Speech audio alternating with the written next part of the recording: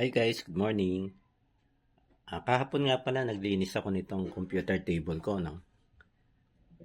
Yan, bago na yung setup niya.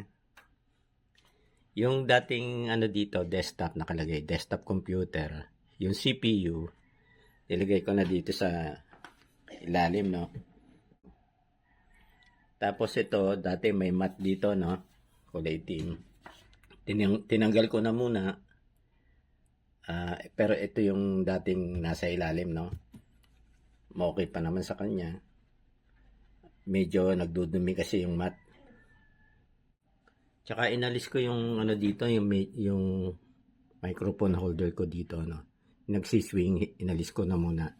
Tinambay ko muna para medyo maaliwalas tong portion na to, no? Ilalagay ko tong aking soundbar. Hindi kasi nagagamit, ano. Dati dito yan nakalagay. Dito nakapahabang ganon. Dito ko na nilagay, no. Sa likod ko na lang muna nilagay. Yan. Kasi dito medyo maano pa rin, no. Malaki pa rin ang kakainin niya rito. Kasi may paa to, no. May paa siya, medyo malapit, maano yung paa. So, sa likod ko na lang siya nilagay nitong monitor ko. Tapos, yung nakalagay na remote control, yung box dito. Dito ko na inilipat, no? Sa gitna. O sa gilid.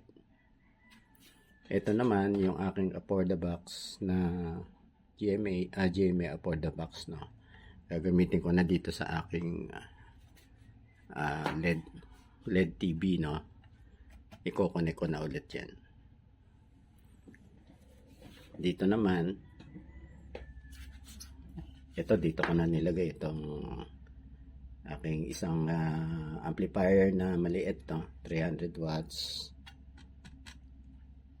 Sound card ko dito, itatabi ko na rito. Yung palang aking soundbar, no? Ang haba ng soundbar ko. Ito yung may remote control yun, eh.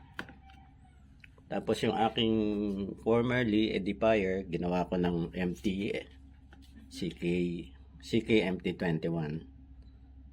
Meron na siyang sarili niyang digital player, no? So okay na ako dito. Solved na ako dito. Binala ko ilagay dito, no? Kaya lang masyadong maagaw sa space. Tsaka may yung kalabog ng subwoofer niya, baka mauga itong aking monitor, eh.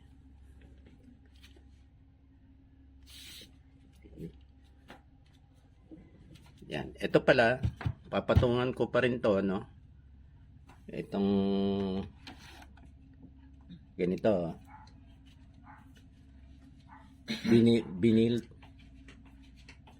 vinyl tile, no? Self-adhesive yan, no?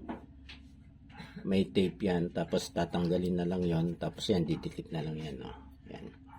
Sa likod, hindi ko muna tinanggal to, no? Itong aking TV, LED TV. Tinotroubleshoot ko pa yan, baka gagana pa yan. Wala lang akong pambili pa ng kanyang yung light niya. Yung backlight niya, kailangan na makabili ako nun, eh. Yan. Tulad ng enhancement, no, na ginawa ko dito sa aking edifier box. Yung ginamitan ko rin tong tong vinyl, self-adhesive vinyl tile, no. Kaya ayan, no, medyo makinis na siya, no. Ayan, paligid yan. Yan, ito exhaust to. Yun. So maganda na siya, maganda-ganda na ng konti, no. Yan, ito. Kaya ganito na rin ilalagay ko rito. Ayan, ang ganda, oh. Intab pa, no. Yan. Hinintay ko na lang yung order ko. Order pa ako ng para dito naman sa lamesa.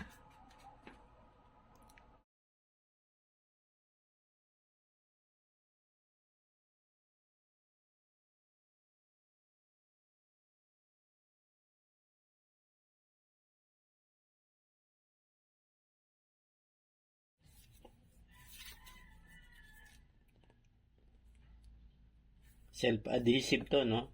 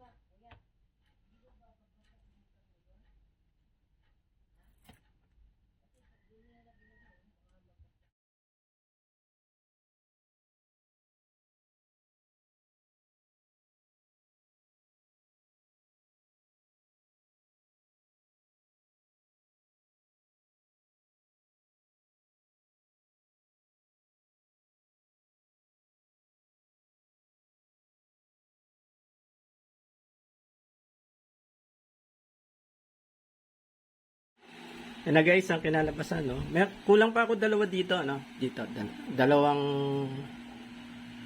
unit na ano pa, na binil, no? Dito sa likod. So, yan na yung improved setup. Yung LED sa likod, nakyat ko muna sa, ano, no? Sa itaas, second floor for safekeeping. Hindi ko pa naman marirepair yun. Wala akong spare part o backlight. Yan guys, final na, no? Yung aking arrangement. So, yung ano, tong desktop, dito na talaga. Ito na ang pinaka best na position niya, no? Dito sa ibabaw, sagad dito sa may ano, sa may gilid, no? Tapos may amplifier ako dito sa ibaba, sa lamesa. Dikit na rito sa ano, no, sa desktop. Yung ano naman, etong sound card imbis na nandito, kasi kakain pa rin ng space yan, no. Ilagay ko na dito, dinikit ko na ulit dito sa gilid ng ano, no, ng desktop. Pero yung cable side nandoon na sa likod. Para hindi na dito sa harap o sa itaas naka-exposed, no. Tapos yung gilid, mga remote controls sa gilid na.